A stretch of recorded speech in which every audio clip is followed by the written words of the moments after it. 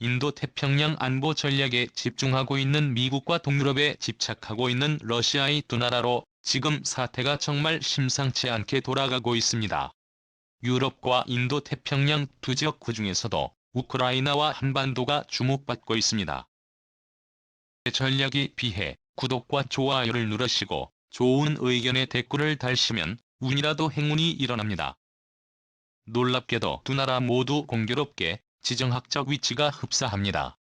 우크라이나는 드네프르 강을 기준으로 서쪽은 친서방 동쪽은 친러시아적인 정치 지도가 만들어지고 있고 한반도는 휴전선을 기준으로 아예 나라가 나뉘어져 버렸습니다.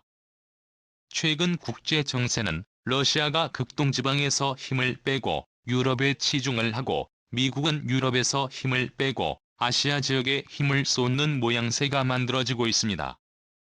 겉으로는 미국과 러시아가 긴장을 하는 모습으로 보이지만 내막을 들여다보면 대중국 견제 전략의 공동명분을 만들고 뒤로는 손을 잡고 있는 게 아니냐는 분석까지 나옵니다. 때문에 우크라이나와 한반도의 명운이 크게 갈릴 것으로 보입니다. 그럼 어떻게 정세가 돌아가는지 살펴봅니다. 첫 번째, 제2의 의화단에 난 최근 국제 정세에서 주목할 부분은 지난 2011년 영국 카비스베이에서 개최됐던 G7 정상회의입니다. 일부 지정학자와 역사학자들은 당시 영국에서 개최된 G7 정상회담을 두고 이것은 제2의 의화단이 난의 모습이 연상된다는 평가를 내립니다. 이런 분석에 대한 이유는 회의의 주된 내용이 서구 선진국들이 영국에 모여 중국을 견제하는 논의를 했기 때문입니다. 중국의 역사 중 가장 큰 굴욕 중의 하나는 1899년에서부터 1903년 사이에 있었던 의화단의 난 사건입니다. 중국에 있어서는 몽골의 침입과 만주족의 침입 등과는 비견도 할 수 없는 굴욕적인 사건입니다. 19세기 말 20세기 초 당시 중국에서는 서양인들을 배척하고 특히 서양인 선교사들과 외교관 가족들이 의화단에 의해 대거 희생되는 사건이 일어났음에도 천국 당국이 제대로 된 조치를 취하지 않자 미국, 영국, 프랑스, 독일, 일본, 인도, 호주, 러시아, 심지어는 러시아의 권위로 당시 대한제국까지 중국에 의화단을 진압하는 사건이 있었던 것입니다. 건에서 주목할 부분은 바로 서구 열강국 중에서 러시아가 포함돼 의화단과 청나라를 진압했다는 것입니다. 놀랍게도 2011년 카비스베이에서 개최된 G3분 회담에 참가한 나라들이 이 의화단의 난에 참가한 나라들과 완벽히 일치한다는 점입니다. 심지어 G7 멤버가 아닌 의화단이 난 당시 의화단을 진압했던 호주인도 심지어는 한국까지 초대를 했던 것입니다. 세 분 회담에서 마지막 하나 빠진 나라는 바로 러시아인데요. 놀랍게도 G7 정상회담이 맞춰지자마자 스위스에서는 바이든 대통령과 러시아 푸틴 대통령의 정상회담이 비공개로 진행됐습니다. 때문에 지난 2011년 G7 정상회담은 완벽한 제2의 의화단이 난이 앞서 진행되고 있는 서방 국가들 간의 연합의 모습이 재현된 것이라는 분석이 나오고 있습니다.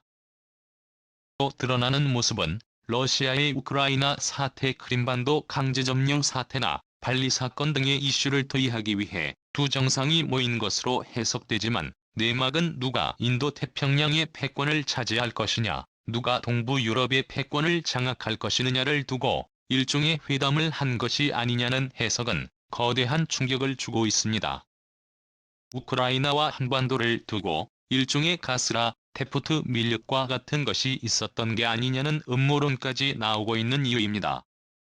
우크라이나는 러시아의 세력권에 들어가게 되고 한반도 전체는 친서방의 통일국가가 만들어질 수 있다는 해석이 나오는 것입니다. 두 번째, 우크라이나와 한반도의 크게 달라질 운명. 우크라이나와 한반도는 유사한 특색을 갖고 있습니다. 우크라이나는 우크라이나 국토를 반으로 가르는 드네프르강을 기준으로 동쪽과 서쪽에 각각 친서방과 친러시아 두 개의 세력권이 나뉘어 있습니다. 한반도 역시 마찬가지인 상황입니다. 두 세력을 두고 현재 국제 정세가 요동치고 있다는 분석이 나옵니다. 러시아가 동진을 하는 대신 한반도가 통일될 수 있다는 것입니다. 실제 현재 우크라이나 사태를 앞두고 극동의 수많은 병력이 동쪽으로 이동했습니다. 반면 미군은 별로 파병을 하지 않고 오히려 주요 병력들을 동아시아 인도태평양 지역으로 집결시키고 있습니다. 우크라이나 사태가 터지는 흑해 일대에는 해리 트루먼 후 한 대의 항공모함만 배치시켜 놓은 반면 한반도 인근에는 아브라함 링컨 엑세스 칼빈슨 로널드 레이건 아메리카노 등 5대의 항모를 배치시키고 있는 것입니다. 거대한 무력 충돌을 앞두고 이렇게 심한 병력 차이가 나는 것은 두 강대국 간의 합의가 없이는 불가능하다는 분석까지 나오는 것입니다. 이 때문에 미국과 러시아가 뒤로 한반도와 우크라이나를 두고 세계 패권의 뒤를 한 것이 아니냐는 음모론이 나오는 이유입니다. 제 빈센트 브룩스 전 주한미군 사령관은 토리노 티어스의 기고문을 통해서 북한의 친미 정권 수립 혹은 통일과 관련된 의견을 개진하여 거대한 파장이 일었던 적이 있습니다.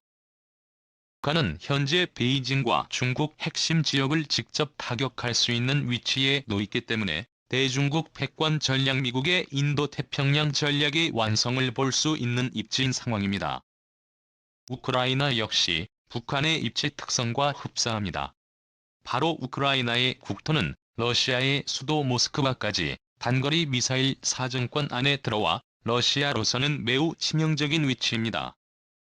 중국에게 북한과 같은 입장인 것입니다. 그 때문에 만약 우크라이나가 나토 회원국이 되어 군사력 증강이 이루어지게 되면 꼼짝없이 힘의 균형이 무너지고 러시아가 무기력해지는 사태를 맞이하게 됩니다. 러시아로서는 우크라이나를 핀란드와 같은 중립지대화를 하던 아니면 강제적 경합을 하여 지정학적 안정성을 꾀하던 둘 중에 한 가지 형태로 우크라이나의 지정학적 변화를 이끌어낼 것이라는 분석이 나옵니다. 번째, 북한과 우크라이나의 제조업 기지와 지금 미국은 공급망 다변화가 새로운 핫 이슈입니다. 세계적인 질병 사태로 불어난 현금 유동량으로 인해 급속한 인플레이션이 촉발되자 소비력이 크게 올라갔으나 물건을 공급할 수 있는 공급망에 큰 차질이 빚어지고 있기 때문입니다. 상황이 이렇다고 중국에 지속적으로 공업단지를 짓게 된다면 중국은 바야흐로 미국을 뛰어넘는 제1위의 패권 국가로 성장할 것이 자명한 상황입니다. 세계는 세계의 제조업 공장을 필요로 하고 있습니다. 중국을 대체할 수 있는 저임금, 고효율 노동 집약적인 생산 라인이 필요하지만 더 이상 중국을 밀어줄 수 없는 국제정치적 구도가 만들어지고 있습니다. 특히 러시아는 막강한 현금을 보유하고 있어 서유럽에 공급할 수 있는 제조업의 부활을 통해 러시아 경제의 대부흥을 꿈꾸고 있습니다. 그러나 러시아는 일할 수 있는 노동력이 부족합니다. 때문에 러시아는 4,400만 명의 우크라이나와 인구 1,000만 명의 벨라루스를 러시아의 경제권에 통합시켜 중국을 대체할 수 있는 제조업 기지의 건설을 꿈꾸고 있습니다. 수많은 노동 가능한 인구가 있기 때문에 러시아의 자본 기술력과 우크라이나의 노동력을 합치게 되면 서유럽에 공급할 수 있는 공급난을 만들어낼 수 있습니다. 아시아 지역에서도 마찬가지인데요. 중국을 대체할 공급망이 필요한 상황으로 베트남을 중심으로 한 많은 국가들이 중국을 대체할 지역으로 선정됐지만 이러한 나라들 대부분이 모두 비민주주의 국가일 뿐 아니라 군부 세력이 장악한 나라들이라서 언제든지 손바닥을 뒤집고 중국과 연대하게 될 수 있습니다. 이 경우 서태평양의 안보가 매우 중요한 미국에게는 위험 요인이 되는 것인데요. 이 때문에 가장 적합한 지역은 북한인 상황입니다. 북한 전 지역이 개성공단을 추진하게 되면 고품질의 제품을 저임금으로 찍어낼 수 있기 때문입니다. 실제 이 계획을 위해서 개성공단 2단계 황금평 신의주 낮은 선봉 원산 일대가 거론됐으나 북한의 정치적 불안정 상황과 여전히 안보의 위협이 상존하고 있어 장기 유보된 상태입니다. 개성공단은 2003년 6월에 착공을 시작해서 2004년 12월에 생산을 시작한 기적적인 스피드를 보여줬습니다. 제품들의 수출은 메이드 인 코리아라는 원산지 표기가 써져서 개성공단의 경쟁 국가인 동남아시아 각국들로부터 무역 분쟁이 일어나기도 했었습니다. 상황이 이런 만큼 최근 급격하게 번지고 있는 인플레이션과 공급망 대란 현상은 북한 지역의 개방과 남북 통일을 촉구하고 있다는 충격적인 분석이 나옵니다. 네 번째, 러시아의 질책은 복귀. 현재 러시아는 국제사회의 테이블에 끼고 싶어하고 있습니다. 현재 러시아의 GDP는 대한민국보다 낮지만 무시할 수 없는 국토 면적 군사력을 가지고 있을 뿐 아니라 천연자원을 갖고 있지만 영미권의 서방국들은 러시아를 외면하고 있습니다. 원래 러시아는 G7의 멤버였으나 크림반도 강제병합 사태 이후 축출됐고, 이후로 러시아 루블화 가치 폭락을 시작으로 러시아는 국제적 위상을 잃어갔습니다.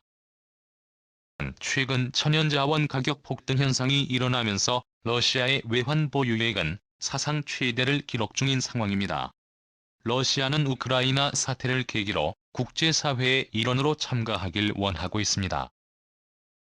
우크라이나 사태의 안정과 나토와 러시아 간의 평화조약 체결 그리고 대중국 압박 전선에 러시아가 참여하게 된다면 러시아는 다시금 G7 멤버에 가입할 가능성이 있습니다. 실제 2020년 트럼프는 즉흥적으로 G7 확대에 늘 언급했었던 사건이 있었습니다.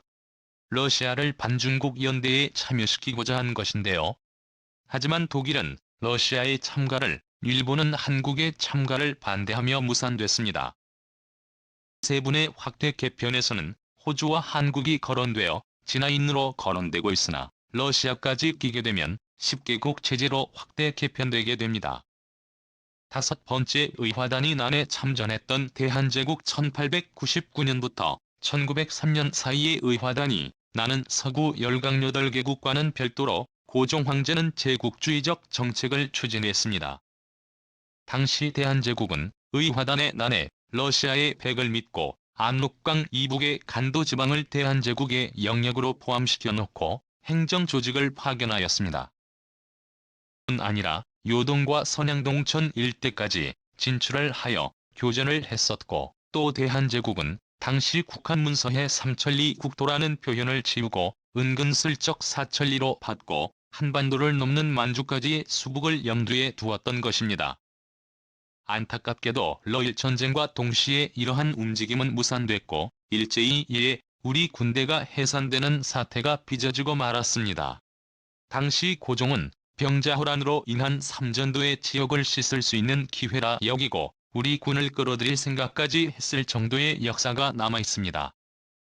제2의 의화단의 난이 찾아오고 있는 지금 한국의 국토가 1.5000리로 잘 지어진 우리 강토를 통일을 이룩하여 삼천리로 혹은 구이산 사천리 고토를 회복할 수 있는 기회라는 분석이 나오고 있습니다. 국토전력TV의 오늘은 이것으로 마칩니다. 시청해주셔서 감사합니다. 아이고, 우크라이나에서 좋은 소식이 나왔으면 좋겠네요. 영상이 마음에 드셨다면요. 좋은 의견을 댓글로 남겨주시고요. 또 좋아요와 구독을 눌러주시면 콘텐츠 제작에 큰 도움이 됩니다. 그럼 좋은 하루 되세요. 안녕.